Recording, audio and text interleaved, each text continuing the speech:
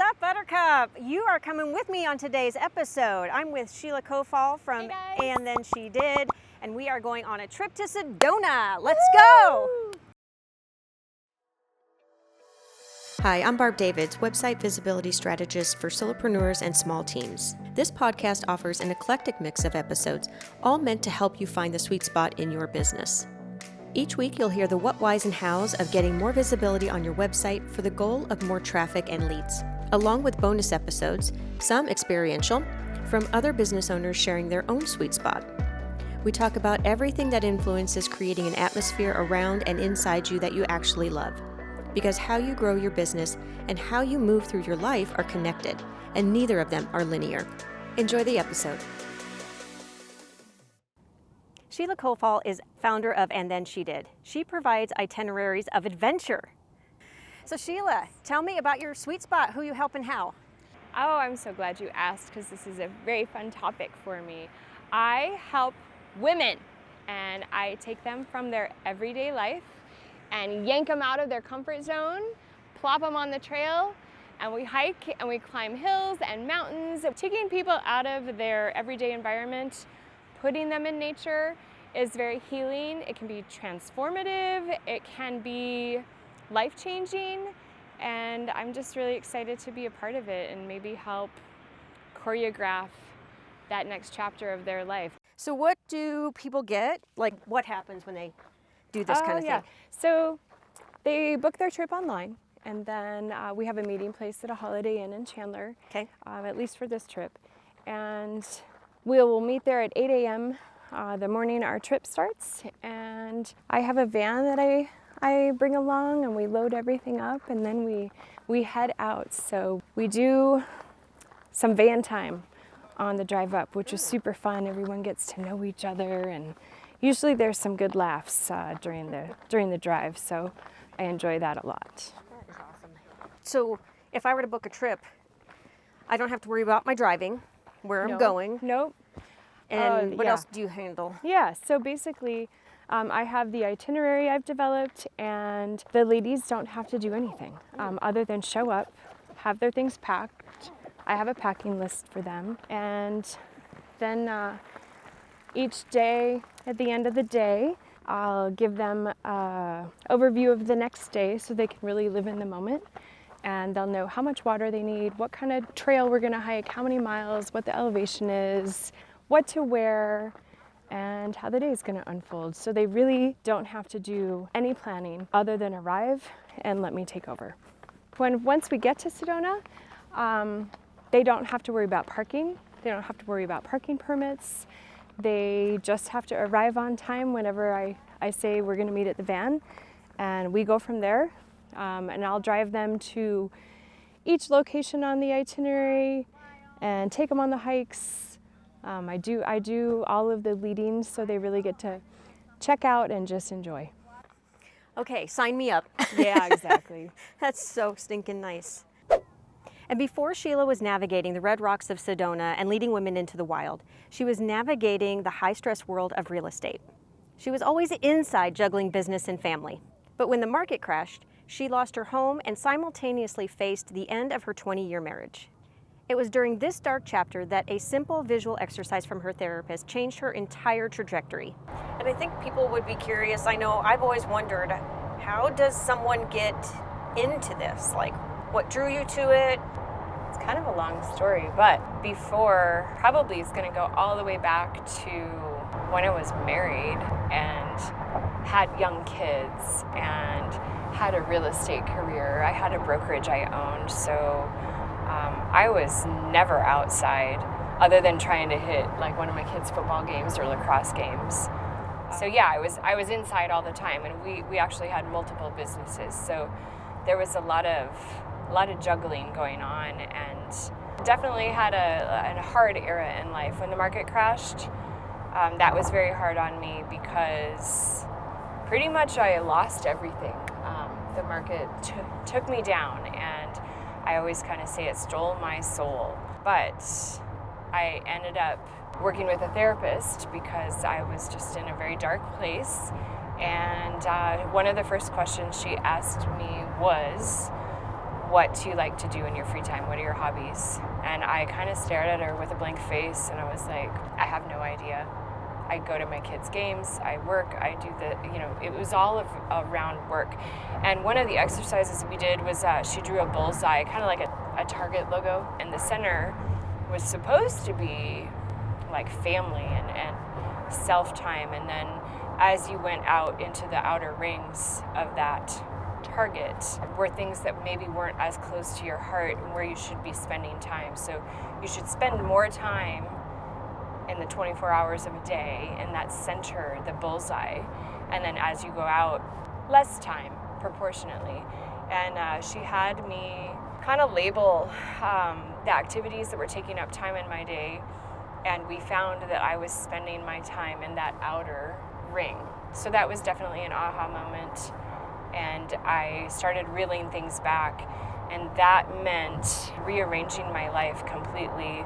So fast forward, the market crashed, I lost my house, moved into a rental, and things just kind of became very apparent that I was on a path I didn't like, and no one could change it except me.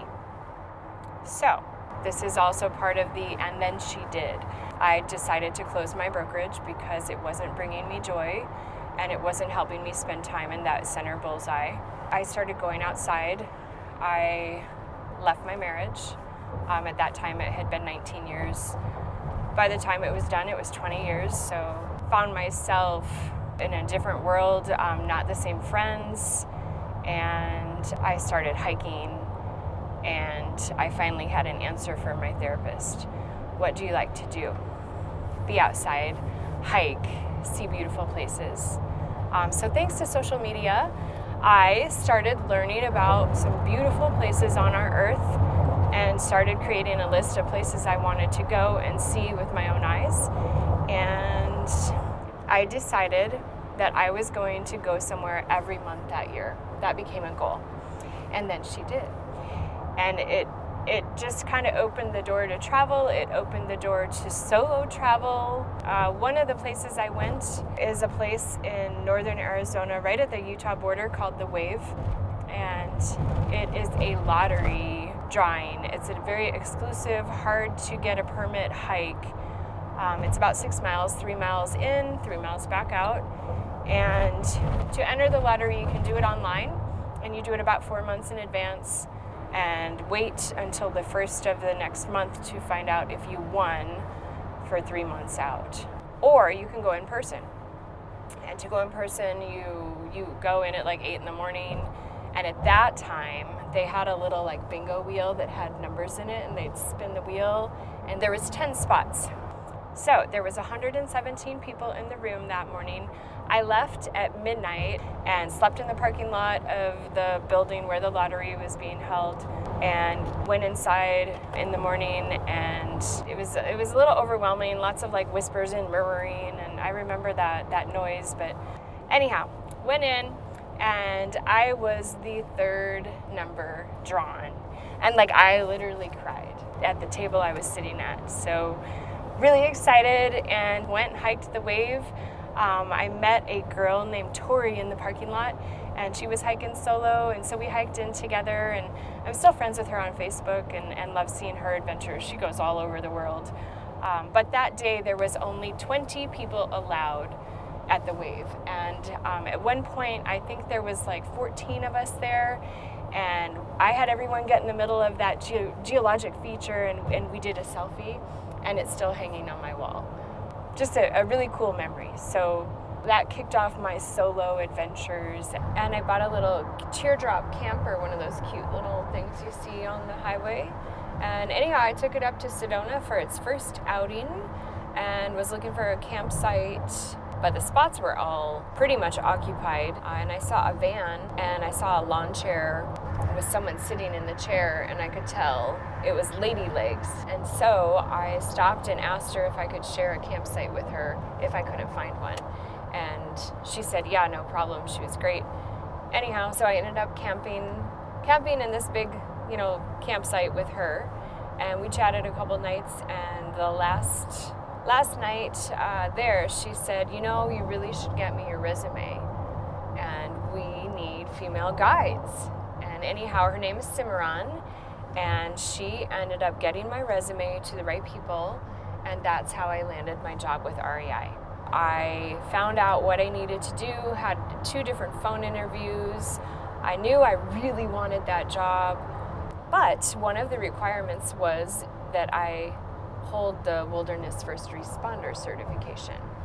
And I did not have that, and so during my first phone interview, he said, the gentleman who interviewed me said, "You have your woofer, right?" And I said, "No, what's that?" So your woofer certification, I had to go to class in person for 5 days straight, and I drove to Silver City, New Mexico, because that is the only place I could find a class available before the hire date. And I passed the class, but it's the type of class where they have injury scenarios, and it's actually like played out, and they have fake blood makeup and bruising makeup. So there's a whole scenario of steps we have to go through. So anyhow, I hold my woofer certification. Then I started guiding for REI. And your business started when? Once REI closed their adventures division, I, within 1 month, exactly to the day of being laid off, formed my LLC on February 8th, 2025, and opened my own company. And then she did. Look at, you want to learn about these? This prickly pear pad. See how it's like on the ground, it broke off? Yeah. So that could be like an animal rubbed it and it like broke off. But once it kind of like heals over, it can reroot itself. Oh. And that's part of how these prickly pears propagate. You want to know other fun facts? Yeah. I don't know if you can see this, but at the base of these really long spines, there are some teeny tiny little needles that the sunlight might catch for you. But those are called glochids, and those can get in your skin. So people think these are all not that big of a thing compared to like the jumping chollas you asked me about. Oh, yeah. But yeah, these can get in you and be an irritant. Oh. But another fun fact about these prickly pears, every part except those little needles in the spines are edible. So you could use these to make a taco. Oh. Nopales. You may have heard of nopales. That's one variety of these prickly pears. But anyhow, I'm going to put it back and let it take root. But javelinas love these. They will chomp in these all day long, actually all night long. The physical act of hiking is only part of the experience of And Then She Did. As Sheila and I talked, it became very clear that the women who book these trips are often seeking the trail for more profound, deeper reasons. They are women navigating the messiness of life chapters, looking for their own escape for healing, and ultimately connection for themselves. You know what else I think? I think these trips are great for women who maybe are going through something in life, and it's a nice escape to either get away from that thing they're going through or to actually go through that thing they're going through. It's interesting when women come together, like the types of conversations that happen. You know, I look back in my life and I think it's pretty typical, normal life, but I've been through some stuff. I've been through a divorce. My kids have grown up. So for the mothers out there, empty nesting is a transition or a chapter in life. And my kids have flown the coop. They're gone. They've moved out. They don't live with me anymore. So that is something I've gone through that I know others are going through. Retirement is a chapter or a thing that women are going through, and they're looking for how to adjust to their new life. And often I have ladies on these trips who just retired and this is their first trip, or they're trying to figure out what they're going to do next. So these trips are great for those types of transitions. I have had people who are navigating or have dealt with illness I've had cancer survivors, and let me tell you, they are some of the most inspirational ladies. I have had ladies who've lost a spouse. I have ladies who have lost children. I have ladies who have lost friends. So these types of trips can be very healing for those types of life situations. So just know, coming on these trips, you're not alone, even if you come alone. And it's just great to see how the women come together. We form this squad, or this tight-knit, supportive group, and it's just a really special thing. All right, we just hiked, I don't know. Oh, I forgot to 4 turn my miles. watch on. I don't know how far we hiked. Well, we went 4.2 miles. Ooh, that's pretty good. That was a good one. Yeah. Take a break here for a sec? Yeah. Yeah. It looks like a good spot. Hoy. Look at that view. That one behind us. Love it. Yeah. Yeah, that one too. What'd you like about that? I think probably just the peace, the quiet. Yeah. Except for now I can hear the airplane, but They were peace. out there. Yeah. But it's funny when you like tune out the city, sometimes you tune in the nature Yeah. and you heard the birds. Yeah. Yeah, those are fun. Yeah. It's so amazing you get to do this all the time. Maybe I not would all like the time, to do but it more than yeah, Yeah. I would like to do it more than what I get to. I can see why people come on these trips with you though. Yeah, I think they leave with maybe some memories they didn't expect, or they come maybe with expectations, but then leave with things that happened that weren't in their expectations. Yeah. It's pretty cool. Those are nice surprises. Yeah, I love sending them away with memories. Definitely a favorite part. You know, I really love doing this, and I am grateful that I live in the Southwest and have the ability to come to beautiful places so close to home. There are so many beautiful places, other places too. So and then She Did grows, I do look forward to going on other itineraries to other locations and taking my new friends with me. It's fun to make people feel at home in an uncomfortable environment, or what could be uncomfortable, and then watching them settle in to a place that they love that they didn't know they loved, or letting them settle in to maybe something new in their life. Maybe it's going to be a new hobby. Maybe they're going to start hiking more, and that's a pretty cool thing. Mm-hmm. Amazing. It is amazing. It is amazing. The women that come on the trip are amazing. The places we go eat are amazing. The hotel we stay at is super awesome. Yeah. Yeah. Getting to spend time together, like out on the terrace, really, really cool. And then Sedona is a night sky park, I shouldn't say park.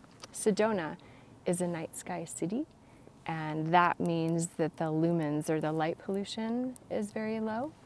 And we can see the stars, and we can see so many more stars than in the majority of urban locations. So really, really neat. When I have the chance, I'll pull the van over on the side of the road. We get out of the van, especially when it's a new moon, meaning no moon, and have the ladies look at the stars. Super awesome. Sometimes there's even tears. Oh. And when I have moments like that, I just know that I gave them a gift, and I love doing that. Yeah. Yeah. I think that's interesting about the night sky thing. Where are some other places that you would like to take and then She Did? Gosh, I went to Lake Tahoe this summer, and I would love to develop a trip there. I went to Cannon Beach. Actually, when COVID was kind of a new thing, everything was shut down, but I walked the beach for a whole day, and and knew that was a special place. And I went to several other locations in the area, Crater Lake National Park, but they're closed for a little while right now, so that's not going to be an itinerary I can do soon. But Washington State, the Great Pacific Northwest, super cool. Like, there's so many places to go see there, variety of national parks we could visit, the coastline that is phenomenal. So maybe there, a Banff National Park in Canada, high on the list, but dealing with an international trip is going to require some extra behind the scenes work on my part. So I'm going to look into that. Costa Rica is another fun idea. I would love to take a group of ladies to Hawaii and go to the Big Island. Seeing lava is high up on my bucket list. Timing it is impossible. So that would just be the universe taking care of us and letting Madame Pele speak to us. But that would be a really cool trip. I got to snorkel, or I don't know the right word, but with the manta rays. And that scared me out of my mind because I don't get in the water very often, especially not with creatures, fish, manta rays, but I did it. And that was a solo adventure, and it was really cool. So being able to give that experience to ladies would be really cool. And I'm sure there's others who are scared like I was that wouldn't be as scared with a group. That support, that system means something. Where else? I want to go to Acadia National Park in Maine. I've never been there, so checking it out before I take a group of ladies always seems like a great idea. Door County in Wisconsin, I went there this summer. That was really, really cool. Lots to do up there. My friend Nicole toured me around, so I know she'd be game. Think about a woman who wanted to leave a bad situation at home, and then she did. Think about a woman who wanted to travel overseas and had never been on a plane. She thought about it, she talked to friends, and then she did. Think about a woman who wanted to run a half marathon, and maybe she started out with a 5K and then a 10K, and then she did. Think about a woman who wanted to move out of state, and then she did. What if that woman is you? You can do anything you want. Just put your mind to it, envision it, and then you will. For the person listening to this episode, what's the one thing you hope they take away from it? I hope someone listening to this podcast decides that they're brave enough to say yes, take a chance, go on an adventure, get out of their comfort zone. If they have a friend that they want to come with, I hope they also say yes. But if they don't, even more importantly, I hope they come on their own, because they will leave with friends. So for those of us who want to do what we did today, but on a grander scale, and for like more than just what we just did a snippet of what you do, how can people find you? And then she did.com, and there is a book trip button. So go on there, explore the site, and you'll find all kinds of answers. And if you have more, reach out. Happy to talk to you.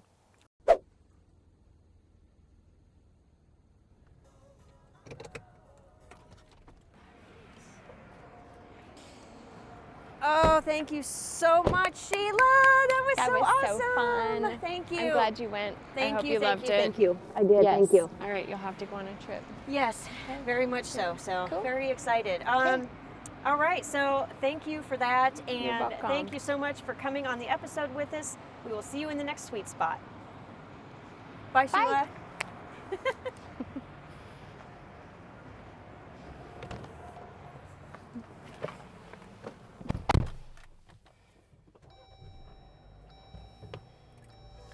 And that's a wrap on today's episode.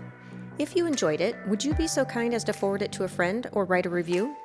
That tiny minute is how this show gets in front of other business owners just like you who are passionate about growing their business. I thank you kindly, and I'll see you in the next Sweet Spot. God, that wing was so dirty. Does it look dirty in your video? A little. Oh well, that's alright. It almost looks like a Christmas ribbon now. Oh, gingerbread man. Snowflake. Wow. I can see what. Oh, look at that red. Holy sh. Some behind the scenes of behind the scenes. Okay. That's good. I'm not going to fall off the cliff. Don't fall off the cliff. Yay, she's safe. Wow. Yeah, you could say. Oh.